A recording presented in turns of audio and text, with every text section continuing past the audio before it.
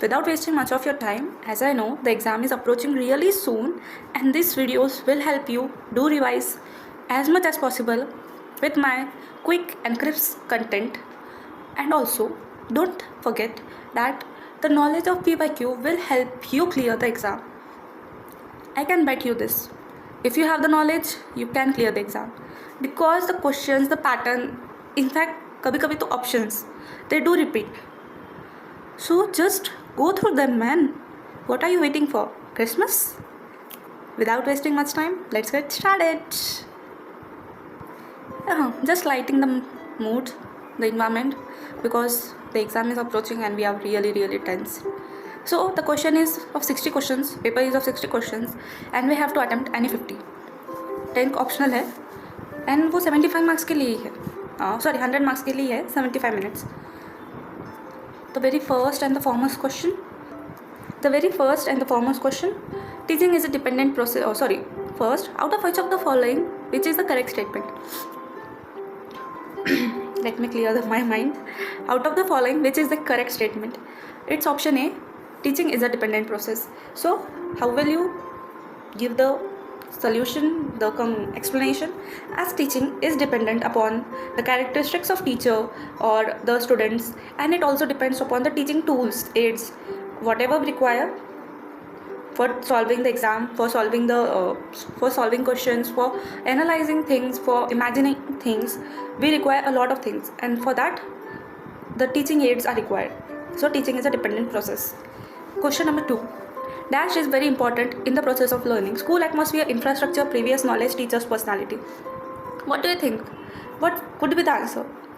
School atmosphere, infrastructure are same. It's about the learning environment. Like little impact. They don't make much impact. Little impact. Teacher's personality depends. ये तो teacher की quality है. So teacher's quality, teacher's personality. But previous knowledge, that is C. It is the learner's quality, and it is very important in process of learning, as it helps the students to analyze the things more efficiently. It positively influences learning and students' achievement. Question 3. Dash results in effective teaching. Classroom discipline, punctuality of students, references used by teacher, and clear communication. Option D, clear communication. If I can't clearly communicate with you, how can you get the proper solutions, proper answers? The perfect and live example of this. Classroom discipline, it is necessary but does not make much sense. Punctuality of students, you are viewing my video at any time. So today the way is online teaching and all. It doesn't matter. References used by teacher, they do help but not much. 4. Effective teacher, dash, allows students to ask questions, complete syllabus within time, provides a variety of learning experiences, explains everything to absent students. What do you think most appropriate? I will go with the C option. Provides a variety of learning experiences. Of course, the teacher is the first and the foremost person other than our parents. उनसे ही हमें imagining करने की power मिलती है, and we do imagine a lot of things, and we do experience a lot of things. So provides a variety of learning experiences. Yes, she allow us to ask question, complete syllabus within time, explain everything to absent students. ज़रूरी नहीं अलग से बैठा कर extra फिर से सब करेंगे. No, she can take extra classes or something for the absent students. 5th, dash is not a characteristic of a good teaching aid. It should be very it should be very small. It should be accurate. Yes. It should be easily portable. Yes. It should be up to date. It should be very small. It is not. Here to task not. It should be large enough so it might be visible with the naked eyes of students. Yes. Like बच्चों को दिखना तो चाहिए ना कि ma'am ने क्या लिखा है या क्या समझा रहे हैं. So it should be big enough. It should be accurate. Yes. Portable. Yes. Up to date. Yes. Accurate and realistic. It should engage the students and make the teaching learning process interesting. Okay. Moving further, 6th question. If your student have problems related to learning your subject, then the best solution is increasing homework, supervised study, diagnostic teaching, frequent assessment. The diagnostic teaching or evaluation which is done during the process, we have learned about it in the evaluation thing. in the previous videos. So diagnostic teaching is like used by teacher to make the teaching more effective as well as interesting. Extremely sorry. Diagnostic teaching help teachers in revealing an individual's weakness and strength in certain course of study. Like teacher को समझ में आ जाता है क्या weakness है, क्या strength है बच्चे के, और उसी के बेसिस पर वो उन्हें आगे जाकर समझाते हैं, लर्निंग में हेल्प करते हैं. Okay. The phrase, 7th question, the phrase dash giving a personal attention to each student individually is an example of. It's option D, tautology. Yes, option D, tautology. It is an expression of phrase that says the same thing twice, just in different ways. Okay, 1 minute. So here I have mentioned the definitions of all the words. So we have the answer, tautology, because here the attention to each and individually. Same thing mentioned twice. Say same things twice in different way. Okay. By the way, tautology and succinctness without unnecessary words, like ये दोनों opposite भी आ सकते हैं. अगर next exam में question आए तो be aware. And circumlocution, use unnecessary large number of words to express idea. And wordiness, quality containing too many words. Okay. I will provide the PDF on my Telegram channel. A well-written dash attracts potential readers and facilitates the cataloging of a research report in an electronic database. Okay, question number A. So here the answer is A, title. अगर अच्छा title रहेगा तो वही attract कर पाएगा viewers को, readers को. जैसे कि अगर यूट्यूब पर एक अच्छा थंबनेल है तो ही आप आकर चेक करते हो कि वीडियो एक्चुअली इंटरेस्टिंग है या नहीं. एंड अगर आपको इंटरेस्टिंग नहीं लगा तो विद इन 10 सेकेंड्स आप क्लोज कर चले जाते हो. वैसे ही a good title is necessary. 9th, a proposal that may provisionally serve as a starting point for further research is known as. Theory से पहले कभी भी हाइपोथेसिस आती है. काफ़ी लोगों ने हाइपोथेसिस दी है, ऐसी वैसी, इसके ऊपर उसके ऊपर, ऐसे बहुत सारे न्यूज़ में चालू रहता है. सो थ्योरी से पहले hypothesis, which is proposal that may provisionally serve as a starting point for further research. Okay, it is a definition of hypothesis. Question number 10, a dash is used to show exact values. Exact values हमें किससे पता चलेगी? Of course table से, because pie chart में भी percentage रहता है, बार diagram में भी percentage, and dot plot. it is helpful but not that much. Like it is an alternative to bar chart. Comparative variables को यूज़ के लिए यूज़ होता है डॉट प्लॉट. बार डायग्राम भी कंपेरेटिवली फ्रीक्वेंसी डिस्ट्रीब्यूशन बताने के लिए मोस्टली यूज़ होता है. एंड पाई डायग्राम का तो पता है, 360 degree circle. Which of the following is most recent and dependable source of information on a broad scientific topic. Option 11th का ऑप्शन है review article. Option C. Yes, हमारे answer की में option C दिया हुआ है, बट कहीं पर इसका answer research paper option A दिया है. मुझे भी यही लगा था पहले, बट इसका करेक्ट आंसर है review article, also called literature review, जो कि is a survey of previously published research on a topic. Like it is a survey. Okay. The objective of research review is to provide a critical evaluation of data available from existing studies. It can identify potential research areas to explore next, and sometimes they will draw new conclusions from the existing data. 12th, the dash is the best indicator of the total importance of a journal to researcher. 12th, इसके ऊपर हमने पहले भी एक video में बात की है. 12th का आंसर है eigenfactor or eigenfactor. Yes, eigenfactor. A journal eigenfactor is basically measure of how many people read a journal and think the content as important. Impact factor ये जैसे ही होता है ये IF. बट इम्पैक्ट फैक्टर है जो use कब करते हैं हम, मैंने पहले वीडियो में बताया, टू इवैल्यूएट रिलेटिव इंपॉर्टेंस. यहाँ पर एक सिंगल है, और इम्पैक्ट फैक्टर कब होता है जब हमें total importance, not relative importance. ये रिलेटिव के लिए है. Let me right it for you. Relative हमने जब पहले वीडियो किया था तो उसके लिए हमने रिलेटिव इंपॉर्टेंस के लिए इम्पैक्ट फैक्टर का यूज़ किया था, एंड इसमें हमें टोटल इंपॉर्टेंस पूछा है तो हम इसके लिए यूज़ करेंगे eigen factor. Okay. Eigen factor score is developed by Jevin West and Carl Bergstrom. Okay, now moving further.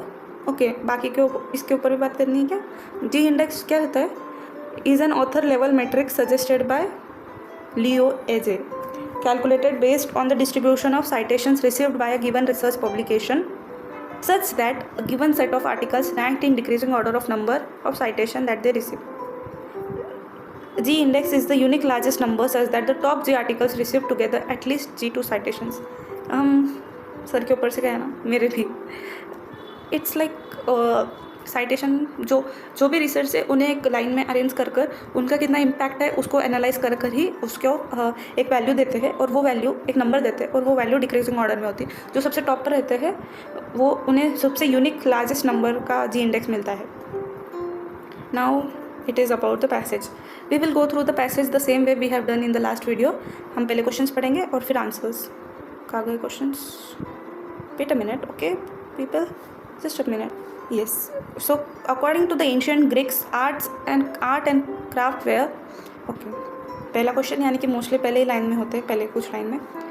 Both art and craft were regarded by ancient Greeks as production according to rule, and both were classified as technique, which can be translated as organized knowledge and procedure applied for purpose of producing a specific preconceived result. Okay, production according to rules, इसका हम ऐसे question ले लेंगे. Question में दिया है the creation produce as per certain rules. Okay, so our answer is option B, 13th option B. Ancient Greeks considered the arts and crafts to be. हम options देखते हैं पहले तो. Analogous to each other distinct form of creation leading to human and contentment, the classical concept meaning production.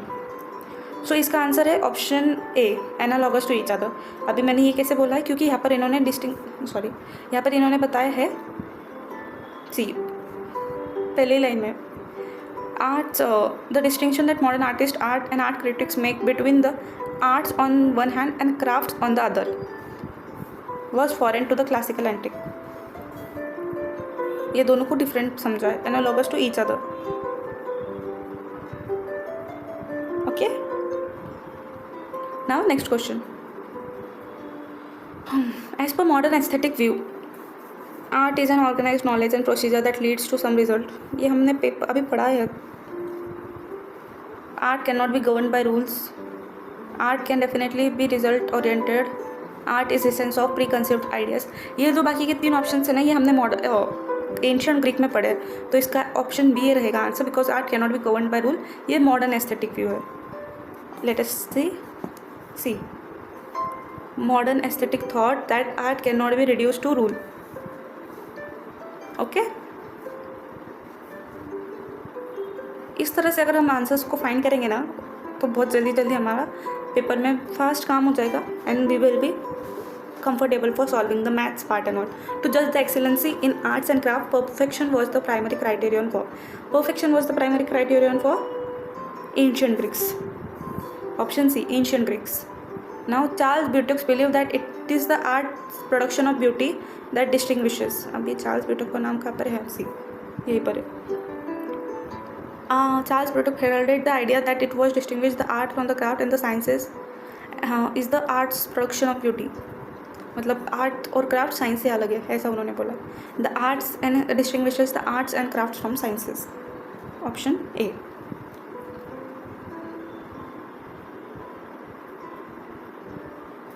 Sorry option C, the arts from the crafts and sciences. उन्होंने art specific बात की है ना, sorry flow में. The author of the passage tries to suggest that there is lack of all inclusive definition. Yes, option A is correct, because modern का अलग है और जो एंशियंट ग्रीक है उनका अलग है. हमें यहीं पर कही दिया है. Since a large number of definitions of art have emerged, each of them covering a sector of accepted creative and critical practice, but none of them apparently are applicable to the whole of what is accepted as art by the art world. In short, सबके अलग अलग definition है, इसीलिए किसी का एक definition fix नहीं हो पाया है. Okay, now 19th. Which of the following is the correct full form of CBFC in the context of Indian films? It is Central Board of Film Certification. Is a statutory body under the ministry of information and broadcasting, जो regulate करते हैं public exhibition of films to ensure good and healthy entertainment in accordance with the provisions of cinematograph act 1952 and cinematograph certifications rule 1983। ये कब establish हुआ था वैसे? 15 जनवरी 1951 में हुआ था मुंबई में। सर्टिफाइड रहते हैं ना, ये certified, you certified, yes. In the context of journalism what is mean by page 3 news? Question number 20 answer is soft stories on social media. Sorry 20 का आंसर हाँ P, soft stories on social and personal lives of celebrities and stars, page 3 news. Okay, celebrity page बोलते हैं इसे। It is a reflection between media and celebrities. ज़्यादा time नहीं डालना है हमें, फटाफट वीडियो बनानी है। In the context of computer generated type text identify the old or non-verbal clue from the following: bold, emoticon, italic, underline. Okay, bold, emoticon, it's option B, emoticon माने emoji. It is not a digital emoticon is like emoji वाला जो अपन use करते हैं अभी, जो हम लोग use करते हैं on social media. Okay, pictorial facial expressions. From 22, from the perspective of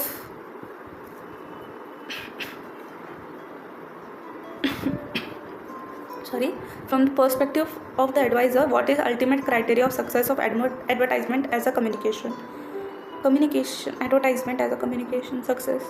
The ad is remembered by a large public. Okay, the ad is accepted and internalized by the target group. Possible. The ad is aesthetically liked by a large general group public. The ad is discussed by target group. Option B, the ad is accepted and internalized by the target group.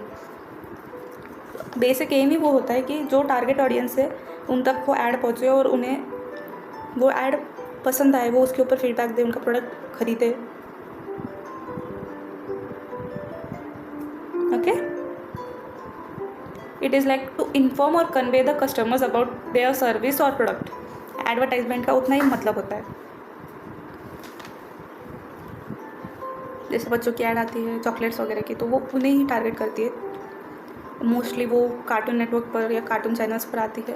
Okay, 23, a teacher who considers knowledge as existing primarily in the students ability to interpret generally tend to emphasize more on. अभी okay 23, question number 23 का answer है हमारे पास में answer की में answer दिया गया है इसका D. Wait a second. Okay, the option is option D, discussion and negotiations. Okay, क्या क्वेश्चन है? Knowledge as existing primarily in the student ability to interpret generally tend to emphasize more on discussion and negotiations. Like वो discuss करते हैं students के साथ में, क्योंकि उन्हें पता है कि स्टूडेंट्स को इस चीज़ की आइडिया है, नॉलेज है, तो हम एक हेल्दी डिस्कशन, एक हेल्दी डिबेट कर सकते हैं। Okay, Dennis McCauley defines communication as a process which increases commonality but also requires elements of commonality for it to occur at all. Which of the following cannot be a logical, reasonable inference of this definition? Okay, big word, big question. So it is not पूछा है। Communication depends on the culture allocated at various levels. Correct. Sender is more important for the process of communication. Okay, communication introduces a change in sender and receiver. Yes, communication creates a shared symbolic environment. Okay, so the answer is sender is more important for the process of communication. It is not like that, क्योंकि इन्होंने क्या बोला है? Process which increases commonality, तो symbolic रहेगा environment. Also requires elements of commonality for it to occur at all. Okay, वैसे मतलब इसमें उन्होंने बोला है कि communication depends on culture, correct है, introduces change है, yes, but it does not talk at all about the importance of sender. वो सेंडर के बारे में बोल ही नहीं रहे, वो इन्वायरमेंट के बारे में बोल रहे हैं, वो जो चेंज लाता है उसके बारे में बात कर रहे हैं। Okay, we are skipping the maths part for now, मतलब हम इसी वीडियो में कंटिन्यू करेंगे वो पार्ट भी, बट अभी के लिए हम उसे थोड़ा सा एंड पर शिफ्ट कर रहे हैं। ओके, सो हम अभी 25th, 26th और 27 मैथ्स का पार्ट नहीं है, ये वेन डायग्राम बेस्ड क्वेश्चन है. In a group of people every engineer is a teacher, no politician is a teacher, every lady teacher is an engineer, then which of the following is not true. Not true पूछा है. ठीक है, तो every engineer is a teacher, तो हम सबसे पहले तो ये हमारी टीचर है और इसमें एवरी इंजीनियर को बता देंगे. और अभी यहाँ पर no politician is a teacher, मतलब पॉलिटिशियन और टीचर का कोई रिलेशन नहीं. Every lady teacher is an engineer. Okay, every lady teacher is an engineer, यहाँ पर लेडी टीचर आ जाएगी. Then which of the following is not true. हम यहाँ पे पॉलिटिशियन को ले लेंगे. तो there is lady politician who is an engineer. No lady engineer is a politician. हाँ, क्योंकि कुछ रिलेशन है ही नहीं ना. No male engineer who is also politician. Every politician is an engineer, ये तो पक्का फॉल्स है, बिकॉज रिलेशन ही नहीं है इंजीनियर और पॉलिटिशियन के बीच में. तो फिर कैसे बता सकते हैं. और ऑप्शन आंसर की में और एक ऑप्शन दिया है, आंसर ए भी दिया है, there is a lady politician who is an engineer. ये भी कैसे रॉन्ग है, क्योंकि रिलेशनशिप भी बताया नहीं गया है ना कि पॉलिटिशियन और इंजीनियर के बीच में क्या है. क्योंकि यहाँ पे टीचर के बीच में बताया कि no politician is a teacher, तो हम उसी को कंसिडर करेंगे कि पॉलिटिशियन इंजीनियर भी नहीं है. No lady engineer is a politician, correct. There is no male engineer who is also politician, exactly. Now आगे जाएंगे हम. और 28 भी हम अभी स्किप कर रहे हैं, 39 भी स्किप कर रहे हैं, 30 भी स्किप करेंगे, 31 हाँ 31 we can see. 31 logical based question है. ठीक है. सो 17, 23, 37, 53. अभी इसका हमें आगे का टर्म निकालना है. Answer is 73. हम उसका भी सोल्यूशन ढूंढते हैं. ये एक प्राइम नंबर वाला सीरीज़ है जिसमें ना गैप बढ़ता है हर एक इसके बीच में, हर एक नंबर के बीच में. जैसे कि जो पहला है सेकेंड है 23 और 17 के बीच में एक का गैप आता है 19. देन सेकेंड है 37 और 23 के बीच में गैप आता है 29. मैं प्रेफर करूँगी वो, इससे प्रेफर करती हूँ. 19 आएगा फर्स्ट के बीच में गैप. देन सेकेंड के बीच में गैप आएगा 29 एंड 31, 29, 31. फिर थर्ड के बीच में 3 का गैप आएगा. ऐसे ही गैप बढ़ता जाएगा.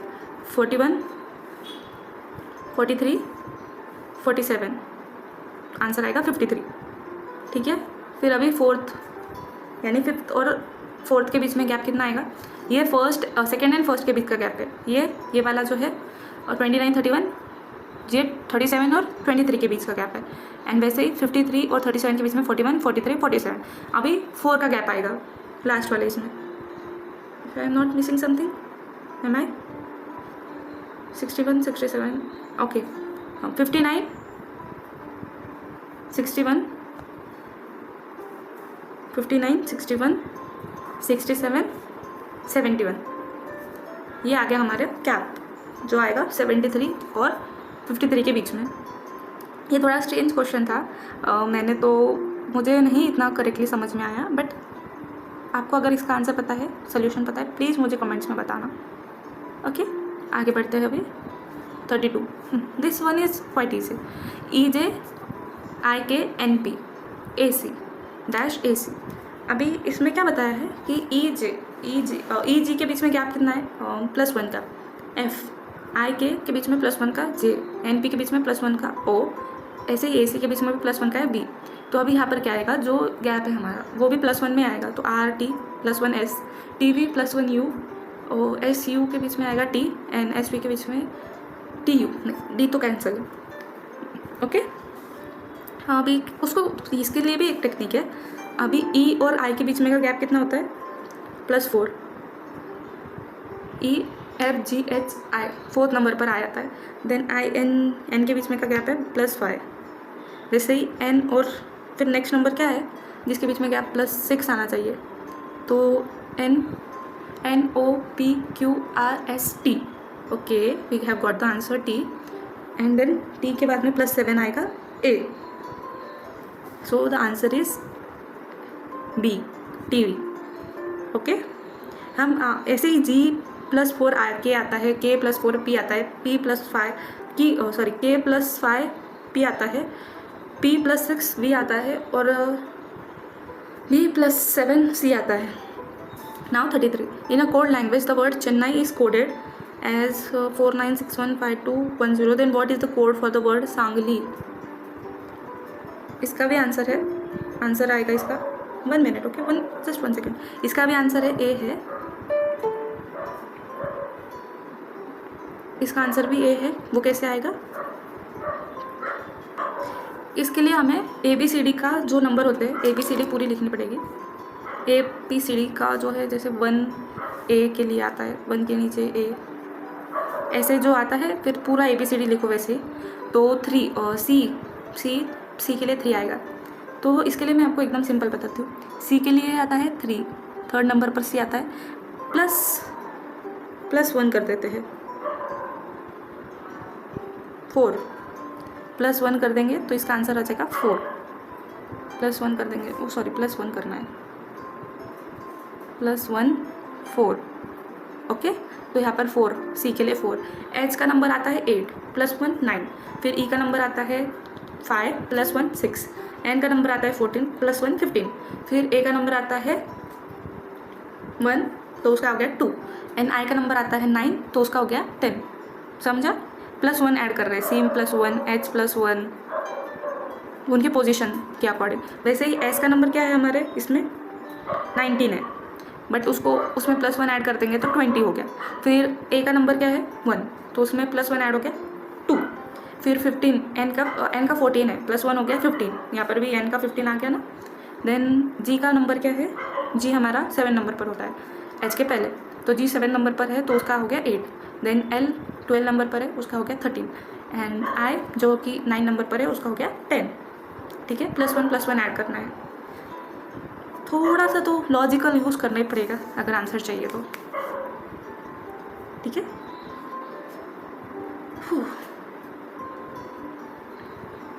Okay. Which of the following shows the correct relationship among players? Kabaddi players, kabaddi players and football players.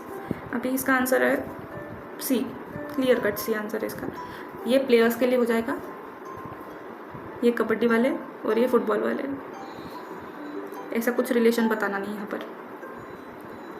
If the football is lighter than tennis and basketball is heavier than tennis but lighter than handball, then which is the correct ascending order of balls in terms of weight? Okay, if football is lighter than tennis ball, basketball is heavier than tennis ball. Okay. तो इसका हमने answer है सबसे पहले तो but lighter than handball, tennis ball is lighter than handball, तो सबसे पहले आएगा हैंडबॉल। और यहाँ पर एक चीज़ है, असेंडिंग ऑर्डर में पूछा है, मतलब हैंडबॉल सबसे लास्ट में जाएगा, उसके पहले। और basketball is heavier than tennis ball, तो बास्केटबॉल।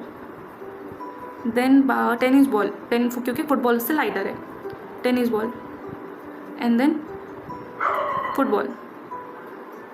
है क्या ऐसी कोई series? Football, tennis ball, basketball, handball, A ही है, ऑप्शन ए है answer. Based on the following statements which of the following conclusion given below follow? Okay, 36 हमारा भी क्वेश्चन नंबर है 36 का आंसर है। इसका भी मुझे थोड़ा सा कन्फ्यूजन है। Still all animals are intelligent and all intelligent things are human beings. Some children are innocent. Some animals are human beings. Some children are not innocent. जैसे कि मैंने लास्ट वीडियो में बोला था कि अगर स्टेटमेंट पॉजिटिव है तो कंक्लूजन भी पॉजिटिव ही रहना चाहिए, और अगर स्टेटमेंट निगेटिव है तो कंक्लूजन में भी निगेटिव रहना चाहिए। तो उसके अकॉर्डिंग तो हमारा सिर्फ आंसर ए बनता है। Some animals are human beings, all animals are intelligent, फिर ऑल एनिमल्स, फिर and all intelligent things are human beings। तो फिर इसमें क्या है, सम चिल्ड्रन आर इनोसेंट, ये अलग चीज़ है। तो some animals are human beings of course, then all some children are not innocent. अभी इसका मुझे क्लियरली व्यू तो मिला नहीं है, बट आंसर की मैं ऑप्शन सी दिया है। यस, आंसर की मैं ऑप्शन सी दिया है। It can be possible, but it is not definite। मतलब स्टेटमेंट भी एग्जैक्टली दिया नहीं है, इसी वजह से वो एग्जैक्टली डेफिनाइट है या नहीं पता नहीं चल रहा। अगेन मैथ्स का अगेन थोड़ा सॉल्विंग वाला पार्ट है, तो हम इसको भी अभी स्किप करते हैं। Question number 37 we are skipping. अभी क्वेश्चन नंबर 38। ये भी मैथ्स का पार्ट है, बट ये इतना भी टफ नहीं है, तो हम कर सकते हैं क्या? Let's see. The following are the number of cases filed under section 498A domestic violence act during the month of December 13, 14 and 15 at 3 cities namely Pune, Hyderabad and Jaipur. Which of the following statements are true? Maximum increase occurred in Jaipur in 2000 from 2014 to 15. Jaipur में maximum increase हुआ है क्या? हाँ, 50 से 80 हुआ है, तो 30 का इंक्रीज़ हुआ है. ओके, ए करेक्ट है. Then minimum increase occurred in Hyderabad from 13 to 14. 13 से 14 के बीच में मिनिमम इंक्रीज. ओके, +5 का करेक्ट, क्योंकि यहाँ पर +10 है, यहाँ पर +20 है. 10 है, यहाँ पर 5 है और यहाँ पर 20 हो गया है. ठीक है. Then average increase for period together is lowest in the case of Hyderabad. 5. Okay. Minimum increase has occurred in the case of Pune from 2014 to 15 ना, बिकॉज 10 का इंक्रीज हो रहा है. ठीक है. So the option is okay. हाँ, average increase for is not lowest, क्योंकि यहाँ पर पहले 5 हुआ है, यहाँ पर 5 हुआ है, बट पुणे का सिर्फ एक ही बार बढ़ा है, जो 10 बढ़ा है. So the option is D. 1 correct है, 2 करेक्ट है और 4 करेक्ट है. ठीक है. Minimum increase occurred in Pune from 2014 to 15 correct है, क्योंकि उन्होंने 14 to 15 पूछा था. सॉरी, मैंने पढ़ा नहीं, 14 to 15 पूछा है, तो यहाँ पर तो कुछ इंक्रीज ही नहीं हुआ, यहाँ पर तो 0 है. Then next question, option D है, ध्यान में रखना. ओके, ये भी हम बाद में देखेंगे, ये भी हम बाद में देखते हैं, ये भी बाद में ही देखेंगे. वैसे डाटा इंटरप्रिटेशन है. 43. Identify the incorrect pair from the following. TTF font file, WAF, WAV audio file, JPG graphic file, EXE exclusive data file. Question number 43. इसका आंसर है हमारे पास में, तो आंसर है इसका डी, एक्सक्लूसिव डाटा फाइल. इसका actually क्या है, इनकरेक्ट पेयर पूछा था ना. फॉन्ट फाइल का TTF आएगा, करेक्ट है. WAF ऑडियो फाइल है और JPG ग्राफिक फाइल. ये क्या है, executable file for Microsoft Windows. It is the file name extension. ठीक है. अभी 44 में find the correct pair from the following. 1 minute, let me have some water.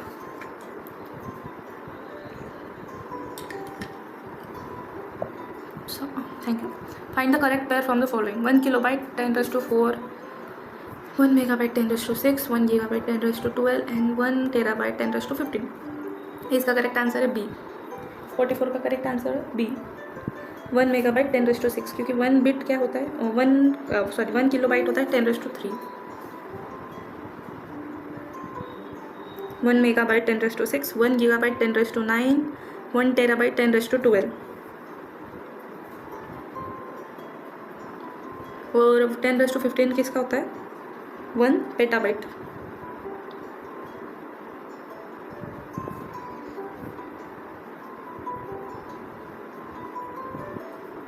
ठीक है, परफेक्ट. उसके आगे भी होता है exabyte 10⁻18, zettabyte 10⁻21, yottabyte 10⁻24, brontobyte 10⁻27 and geopbyte 10⁻30. वैसे 1 निबल कितना होता है, 4 बिट, एंड 1 बाइट कितना होता है, 8 बिट. ये भी रखना ध्यान में, आ सकता है आगे के एग्जाम में. In the context of internet, what is the full form of FTP. FTP का फुल फॉर्म है file transfer protocol. Yes, it is used to transfer binary and text files over the internet. It is a standard internet protocol for transmitting files between computers. Also used for downloading the files to the computer from other servers. File transfer protocol, नाम में ही है, transfer करने का काम करती है. The principle that internet service provider and government regulator should treat all data on internet as the same importance and not discriminate और charge differently by user, content, website etcetera is called net neutrality. सर्व data समभाव. Okay, net neutrality का मतलब क्या है, इसके मतलब है, हाँ, जो ये डेफिनेशन है ना, ये नेट न्यूट्रलिटी का डेफिनेशन है जो 46 में दिया है ना, वो नेट न्यूट्रलिटी का डेफिनेशन है. और ऑब्जेक्टिव्स क्या है, transparency, access and non-discrimination, preserve freedom, prevention of anti-competitive parties, assuring the quality of service, protecting the interest. ठीक है. वैसे डिजिटल इक्वालिटी क्या है? Everyone in the community instead of caste, economic background, religion deserve access to broadband technologies and use them without paying any extra charge. फिर digital democracy, use of ICT in political and governance processes, or in other words it is self-determination in social, cultural or economic aspect. Net priority क्या होता है? It provides an interface that allows the administrator to set the priority of network traffic generated by different applications. Priority set करना है कि कौन से app के लिए कितना देना चाहिए. You can change the priority with Wi-Fi, internet or USB support. Now 47. Which of the following is the correct chronology of internet facilities? Okay, तो ये अभी chronology है Amazon, Google, Snapchat, Facebook. Option D बरोबर है क्योंकि Snapchat बाद में, Snapchat सबसे रिसेंटली आया हुआ है 2018 समथिंग, सॉरी 2011 में आया हुआ है. ओके, उससे पहले हमारे सबसे पहले तो अमेजोन आया था 1994 में अमेजोन है. Then Google 1998, Facebook 2004 and Snapchat 2011. किसे पता था कि स्नैपचैट 2017 से पहले? ज़्यादा फेमस नहीं था इंडिया में वो. ठीक है. और अमेजोन किसने बनाया? Jeff Bezos. Then Google, Page and Sergey Brin. And Facebook, Mark Zuckerberg, we all know. By the way, who is founder of Snapchat? Events, PG Brown and Bobby Murphy. ये सब mostly students ही होते थे, student life में बनाए हुए. Identify the correct. Okay, अभी मैंने बोला था आपको सर्जी ब्रेन, गूगल, अभी जस्ट बोला था. आप ये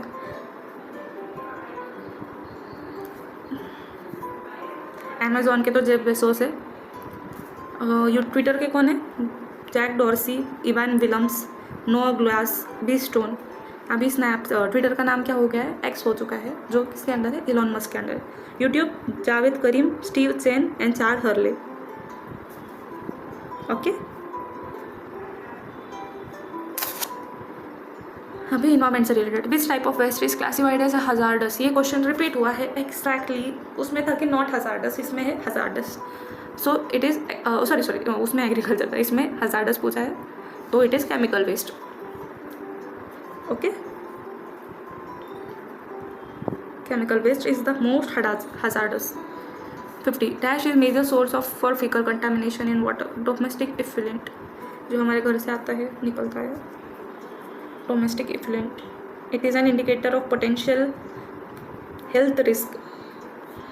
इससे बहुत सारी बीमारियाँ होती है because of the contamination. Diarrhoea वगैरह इसी से होता है, गंदा पानी पीने में आ जाता है. तो 51. Dash is mainly responsible for depletion of ozone in the stratosphere. Oh God, this question is so basic. Chlorofluorocarbons, इसके लिए कौन सा प्रोटोकॉल था? जल्दी please write in the comments. कौन सा प्रोटोकॉल है? कौन सा प्रोटोकॉल था जो ओजोन डिप्लीशन के लिए था? A major initiative undertaken for water conservation, namely जलयुक्त शिवार. मराठी वर्ड है, पता है हमें. जलयुक्त शिवार देवेंद्र फडणवीस जब CM थे तब स्टार्ट हुआ था in Maharashtra. Which of the following resources is renewable? Forest. Option D, forest. ठीक है. और रिन्यूएबल कौन से होते हैं? जो वापस से, सॉरी एक मिनट जस्ट मिनट. ये जो है फॉरेस्ट, ये कैन बी रिप्लेनिश्ड, फिर उससे आ सकता है अगर प्रॉपर मेजर्स हमने लिए तो. बाकी कोल, पेट्रोलियम, नेचुरल गैस, इनका ज़्यादा ओवर यूसेज करने से ये ख़त्म ही होने वाले हैं.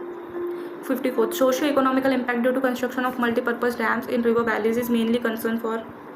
किसके लिए रहेगा? प्रोजेक्ट अफेक्टेड पीपल के लिए मोस्टली, तो इनके लिए कंसर्न रहेगा. बाकी भी फॉरेस्ट लॉस भी होगा, वाटर क्वालिटी भी ख़राब होगी, सिस्मिटिसिटी भी रहेगा, भूकंप आने के काफ़ी चांसेस हो जाते हैं. बट सबसे ज़्यादा किस के लिए है? ये प्रोजेक्ट अफेक्टेड पीपल, क्योंकि उनके वजह से इनको डिस्पर्स होना पड़ता है, इनका डिसलोकेट करते हैं, काफ़ी प्रॉब्लम्स इन्हें फेस करने पड़ते हैं. Educationist and their special educational contribution. Louis Braille, Helen Keller, Thomas Edison, Lal Advani. Handicap learners, deaf learners, deaf learners, blind learners. Braille scale जो होता है, ये तो ब्रेल काफ़ी फेमस है, ब्रेल अल्फ़ाबेट्स। सो ये किसके लिए होता है? जो कि अंधे होते हैं, ब्लाइंड।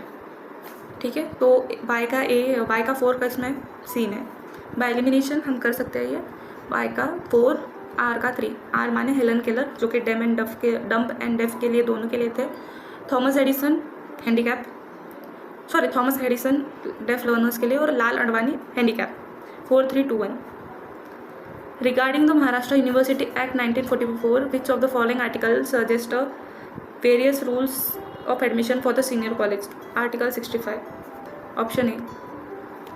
अभी इसके ऐसे क्वेश्चन अभी नहीं पूछते हैं, बट फिर भी एक बार हम सारे आर्टिकल्स देख लेते हैं। जैसे कि आर्टिकल 65 है जो एडमिशन से रिलेटेड है, 66 है एडमिशन ट्रिब्यूनल, 67 है एप्लीकेशन ऑफ प्रोविजंस, 68 है राइट टू सीक रेड्रेसल, फिर 69 भी है पावर्स ऑफ ट्रिब्यूनल है, 70 है powers of tribunal to give proper relief and direction, 71 है एग्जामिनेशन, 72 है डिक्लेरेशन ऑफ रिजल्ट्स, 73 है examination not valid for non compliance with schedule, and 74 है sports and extra curricular activities.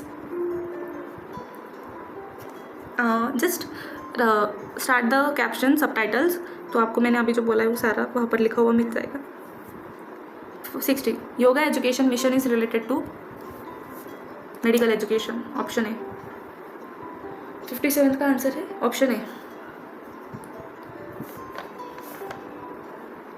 Self discipline, self control. Yoga काफ़ी helpful होता है।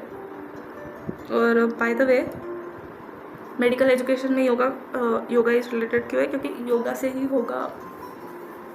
We all know about the power of yoga and how it helps person. Abhijit goes to singing class. Which type of education is this? Formal, informal, non-formal, technical and non-technical. It is formal education क्योंकि वो class attend कर रहा है, तो it is formal education जो कि properly plan होता है, ऑर्गेनाइज होता है, करिकुलम भी उसका सेट होता है, देन स्पेसिफिक एजुकेशनल इंस्टीट्यूट होती है उसके लिए, और टीचर्स भी क्वालिफाइड होते हैं।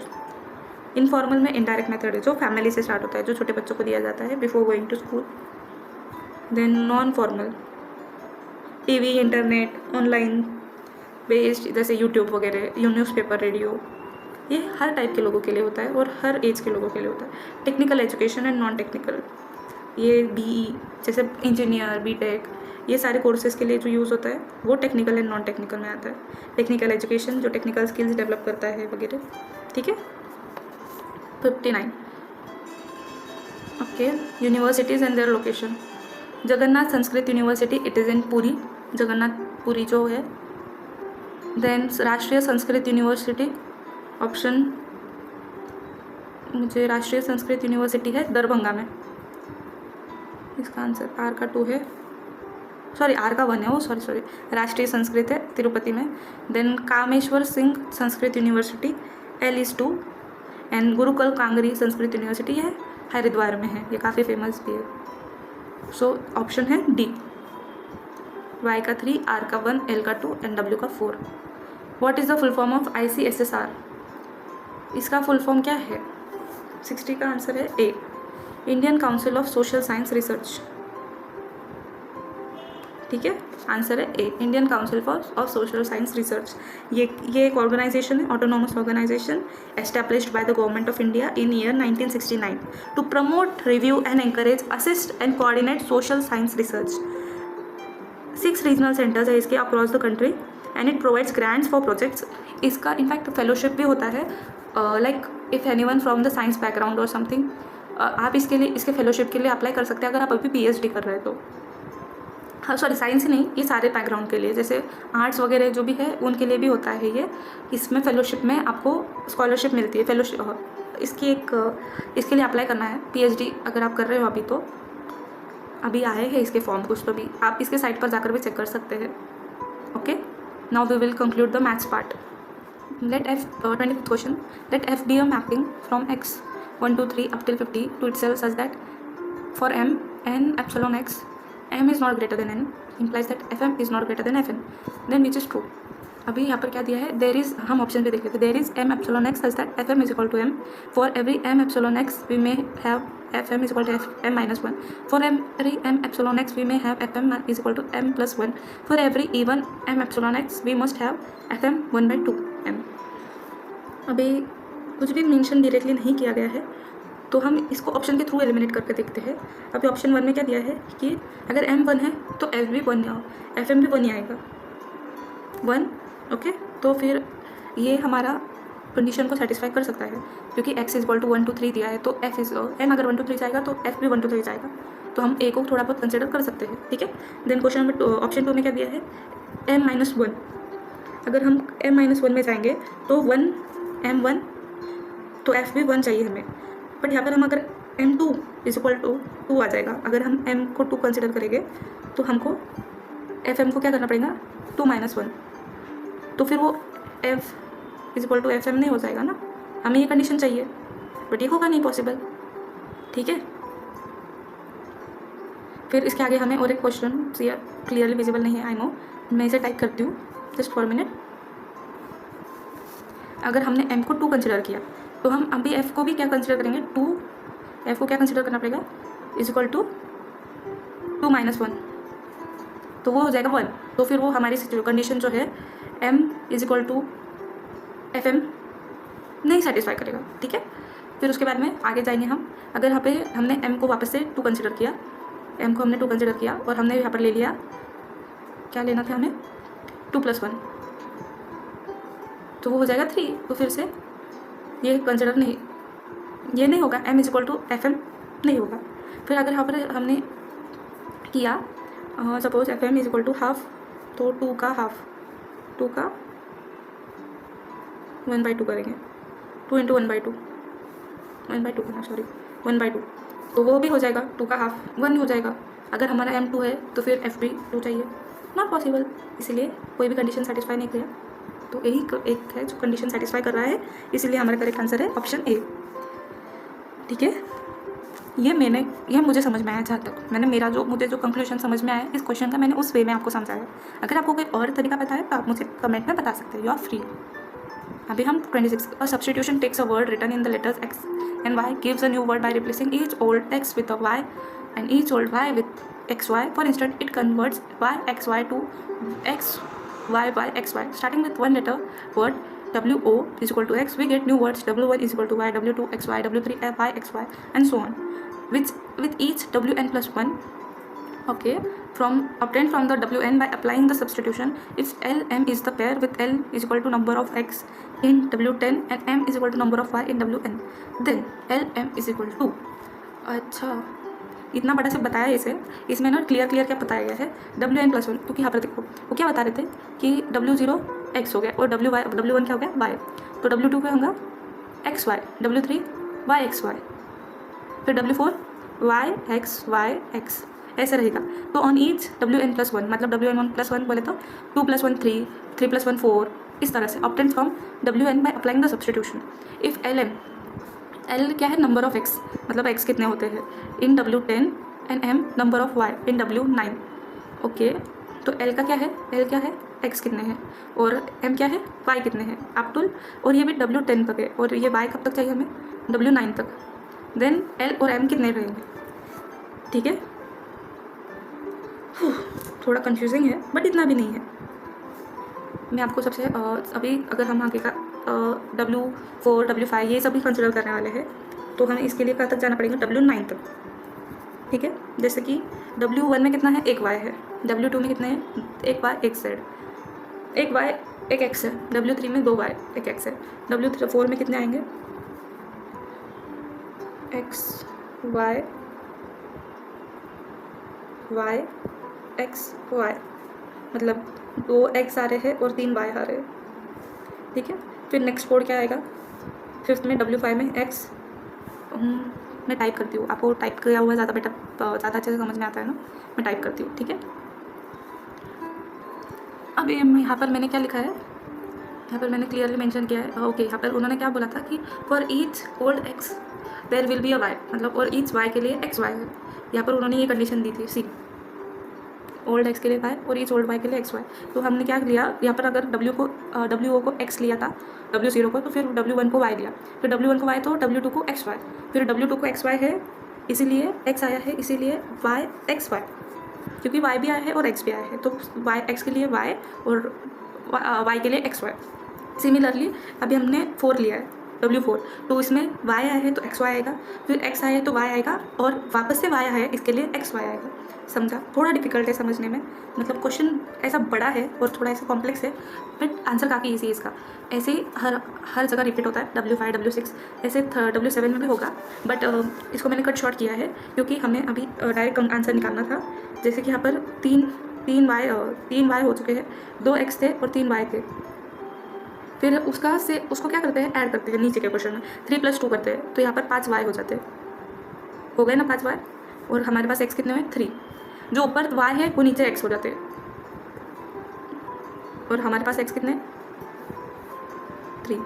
फिर यहाँ पर सिमिलरली अब ऊपर 5 है, ऊपर 3x है ना, तो अभी नीचे के इसमें कितने x हो जाएंगे, 1 2 3 4 5 हो जाएंगे। क्यों? तो यहाँ पर जो y की वैल्यू है वो नीचे x की वैल्यू हो जाती है। सिमिलरली अभी यहाँ पर कितने y है, 1 2 3 4 5 6 7 8, 5 + 3 कितने होते हैं 8। समझा?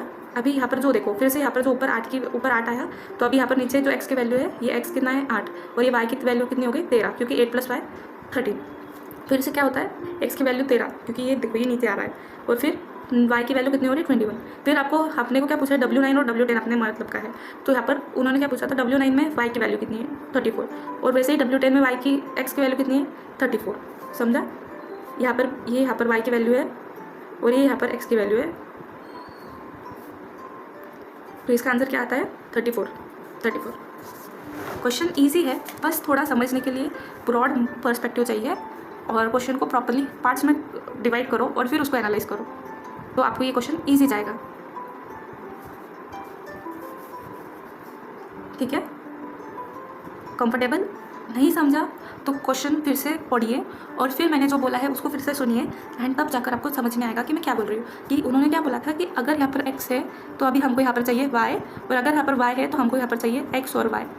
ये कंडीशन के बेसिस पर ये पूरा क्वेश्चन निकालना है, और फिर उन्होंने कितने y W9 में रहेंगे और कितने x W10 में रहेंगे, दोनों का आंसर 34 है। फाइन, अभी हम आगे क्वेश्चन देखते हैं। Female rabbits are either juvenile और अडल्ट। Each 28 क्वेश्चन देख रहे हैं। Each month each juvenile grows to adulthood and each adult female gives birth to on an average to one juvenile female. Starting with one juvenile female rabbit, how many female rabbits will there be after 10 months? Concept of Fibonacci series, ये जो trading में use होती है, yes. And ये set of numbers होता है, start with 1 और 0, फिर उसके बाद में 1, फिर ऐसे ही प्रोसीड करते हैं based on the rule, equal to the sum of preceding 2 numbers. मतलब 0 है तो 0, फिर 1, फिर 1 2, फिर 2 के बाद में 3, फिर 3 + 2 का 5, 5 + 3 का 8, ऐसे होता है ये। समझा? हमें 10 मंथ्स तक चाहिए। यहाँ स्टार्टिंग विथ 0 करेंगे हम सपोज, तो 1, फिर उसके बाद में 1, फिर 1 + 1 कितना हो जाएगा 2, फिर 2 + 1 होगा 3, फिर 3 + 1 होगा सॉरी 3 + 1 नहीं लेंगे हम,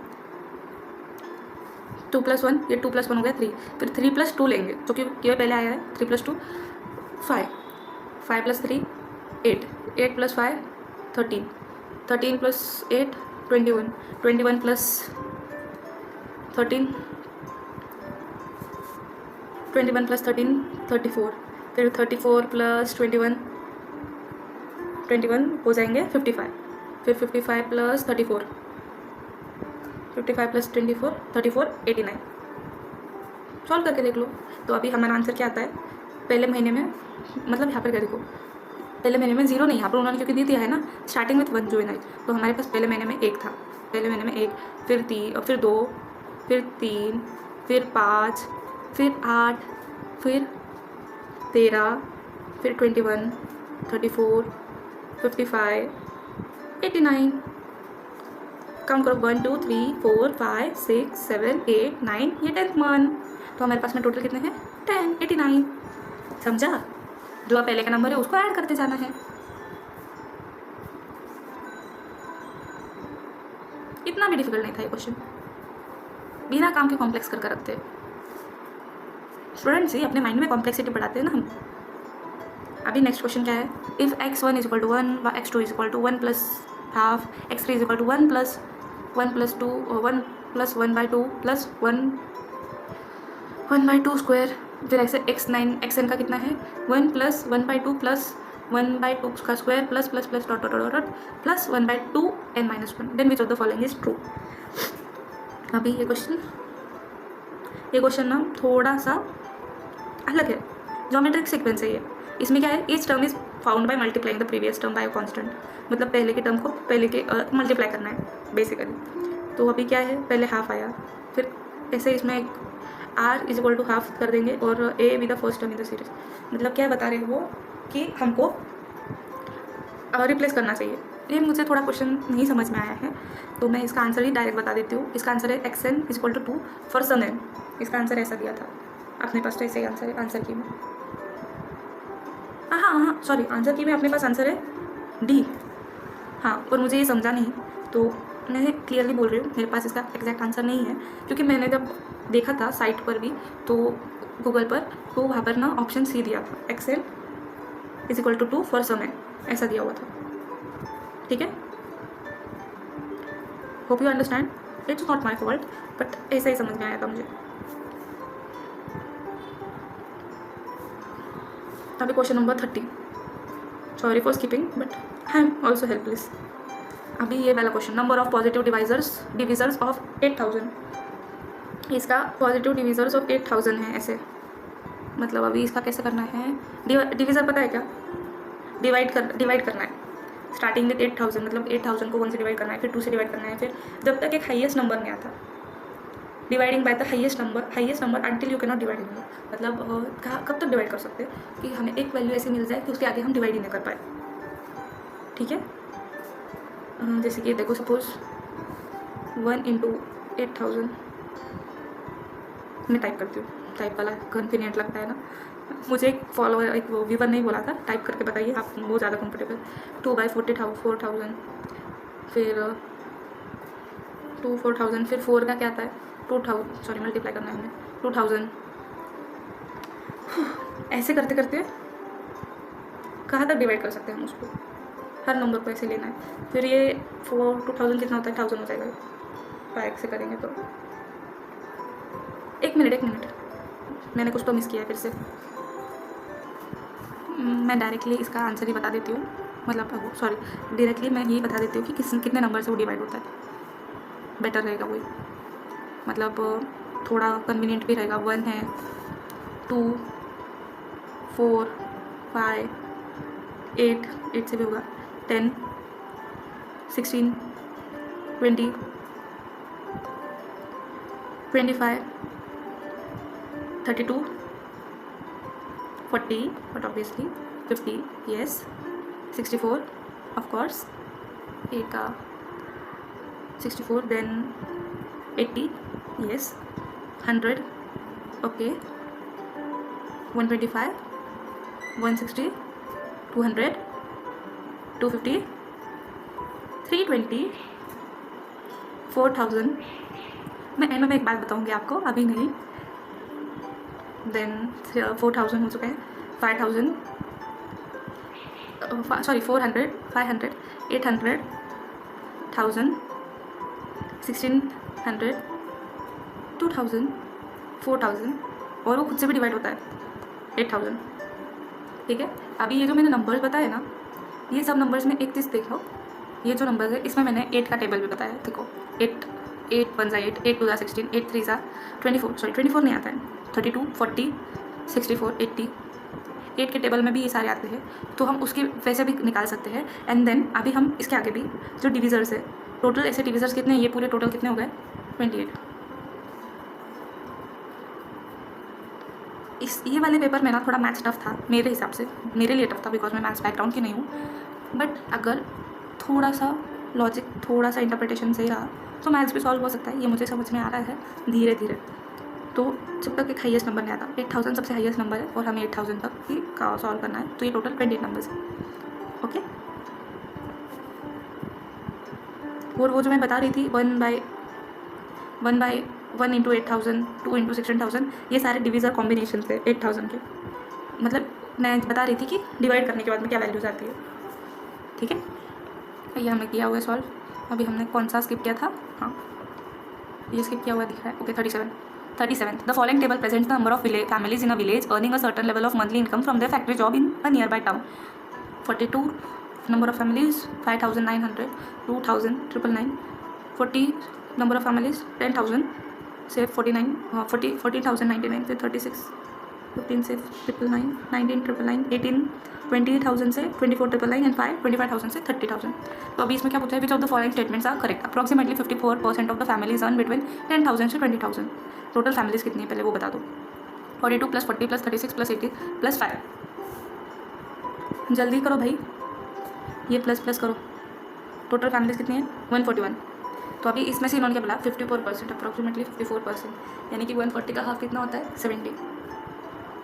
70 कितना अर्न करती है? बिटवीन 1000 से 20,000. ओके, ये वाले जो है 40 + 36, ये तो 70 से अबव है. यस, 76%, 76 फैमिलीज है. तो यस करेक्ट, 54. ओके, फिर आगे क्या बताया? There are 70% families who earn more than 10,000. 40 + 36 + 18 + 5, 76 + 5, 70, 82 + 18, 100. Yes 70 plus family है जो 10,000 के ऊपर. A family with highest income earns 29,500.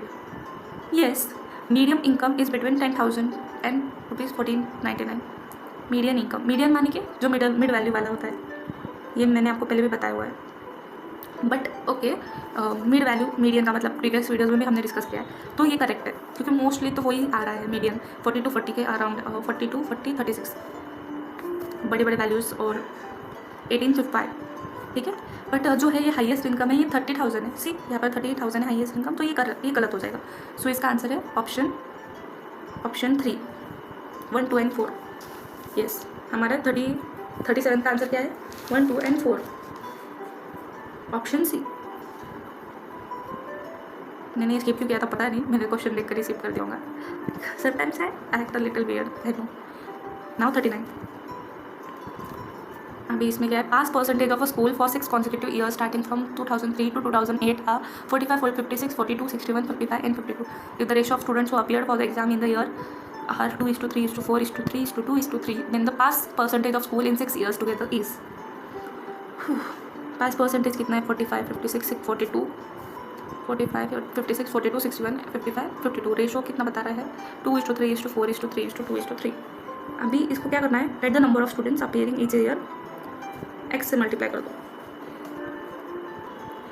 Okay, pass percentage of school in 6 years पर पूछा है. हाँ, तो इसको 2x, 3x, 4x, 5x कर देने का है. 5 है ही नहीं, 4 और 3 ऐसे करना है. तो 45% ऑफ 2x, फिर 56% ऑफ 3x, इस तरह से. कैसे बता रही हूँ मैं? देखो, 45% ऑफ 2, सॉरी,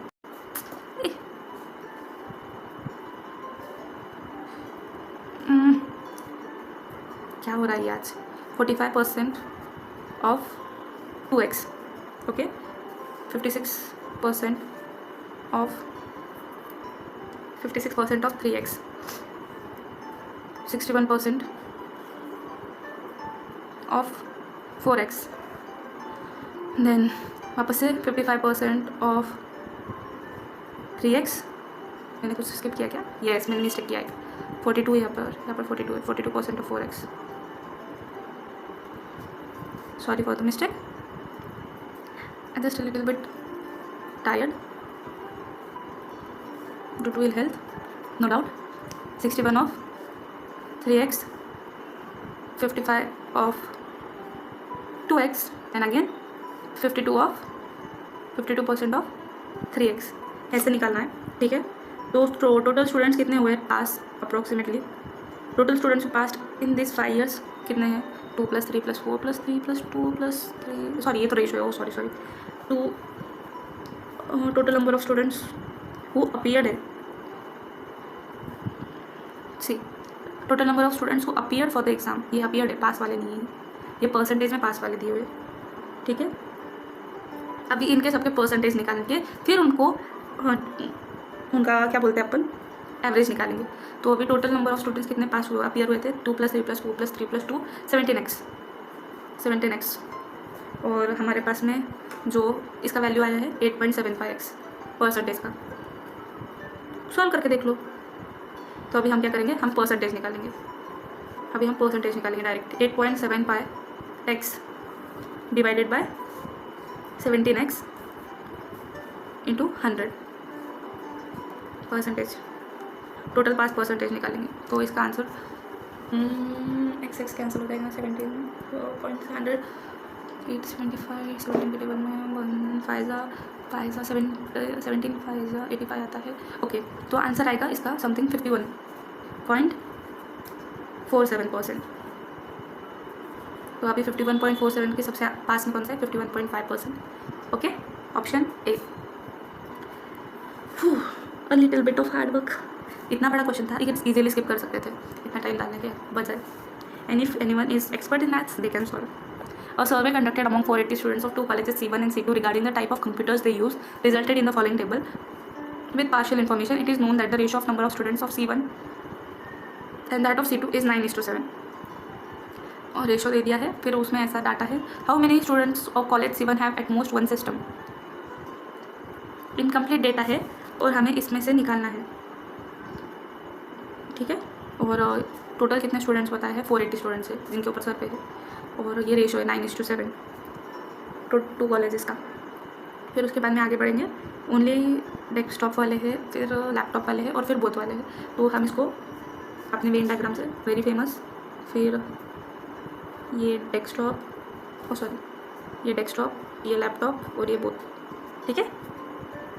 और इधर ये नन, ये बेचारे नन। अभी नन यहाँ पर C1 में 15 है और टोटल 40 है, तो 25 70 30 40 बहुत, यहाँ पर 40 आ जाएगा। अभी बचे हुए डेस्कटॉप और लैपटॉप में इसका डायरेक्टली नहीं निकाल सकते। तो अभी यहाँ पर how many students of college C1 have at most one system, ठीक है। हमारे पास में ऑप्शंस क्या क्या है, 195 90 255 and 315। 1 minute, okay, just 1 minute. I was just verifying the answer. 40 का how many students of college 40 का आंसर इसमें जो है हमारे आंसर की में ABC दिया हुआ है, यस ABC। तो इसका मतलब आंसर हमारे हम जो करेंगे कैलकुलेट उससे अलग आएगा। Keep this in mind. Total students 480, number of students in college 1। पहले हम इसको परसेंटेज निकालेंगे। C1 में 9:7 वाला रेशो है। 9 + 7 कितना होता है, 16। तो C1 में कितने हैं, 9/16 इंटू 480 परसेंटेज निकालेंगे। और C2 में कितने हैं, 7 do you want it more clear, just sorry for the I will solve it very clearly. 9 + 7 16, so 9/16 into 480 C1 में हो जाएगा, और फिर 7/16 इंटू 480 C2 में हो जाएगा, ठीक है। तो इसका आंसर कितना है, 270, और इसका आंसर कितना आएगा, 210, ठीक है। हमारे पास में टोटल हो गए बच्चे कितने हैं। तो अभी डेस्कटॉप में और लैपटॉप कितने यूज़ करते हैं ऐसे पूछा गया है। तो डेस्कटॉप हमारे पास में टोटल C2 कितने बच्चे हैं, 120 में हैं डेस्कटॉप वाले, ओके। और लैपटॉप वाले कितने हैं, 195, ओनली लैपटॉप ओनली डेस्कटॉप, तो 195 वाले यहाँ पर टोटल है। तो हम उसके बेसिस पर निकालेंगे। जैसे कि अभी हमारे पास में टोटल कितने बच्चे हैं, 240 + 70, 240 245 कहाँ से आया वो बता देती हूँ पहले मैं। 245 आया है 480 - 195 - 40। ये मैंने कैसे निकाला है, ये 195 है और ये 40 है और 480 हमारा टोटल है, तो उससे आंसर क्या है, 245। सिमिलरली हम लैपटॉप के लिए भी वैसे ही करेंगे, 195 - 70 बोथ, तो वो कितना हो जाएगा, 125 ओनली लैपटॉप, ठीक है, ओनली लैपटॉप, टोटल 175। तो अभी हमको ये बताना है कि each how many at most one system at most. तो हमारे C1 के पास में टोटल कितने बच्चे हैं, 270 बच्चे हैं, और उसके पास में टोटल सिस्टम कितना आएगा, 315, हाँ 315 की वैल्यू कहाँ से आई है, ये 245 है। ये जो है डेस्कटॉप वाले जो टोटल बच्चे हैं 245 प्लस 70 315 मान की जो डेस्कटॉप वाले हैं, टोटल बोथ वाले और डेस्कटॉप वाले मिलाकर। और जो ये कितना आएगा 125 प्लस 70 जो लैपटॉप वाले, ये लैपटॉप वाले हैं, ये डेस्कटॉप वाले हैं। ठीक है, तो अभी हम क्लियर अभी यहाँ पर टोटल कितना है, अगर 135 प्लस 120 कर देंगे जो कि C1 C2, तो टोटल मिलेगा 255, यहाँ पर 255। और वहीं पर हम अगर 135 माइनस 120 करेंगे, सॉरी 135, ओह रियली सॉरी 135 नहीं करना था, 315 जो डेस्कटॉप वाले, मैं भूल गई थी, सॉरी 315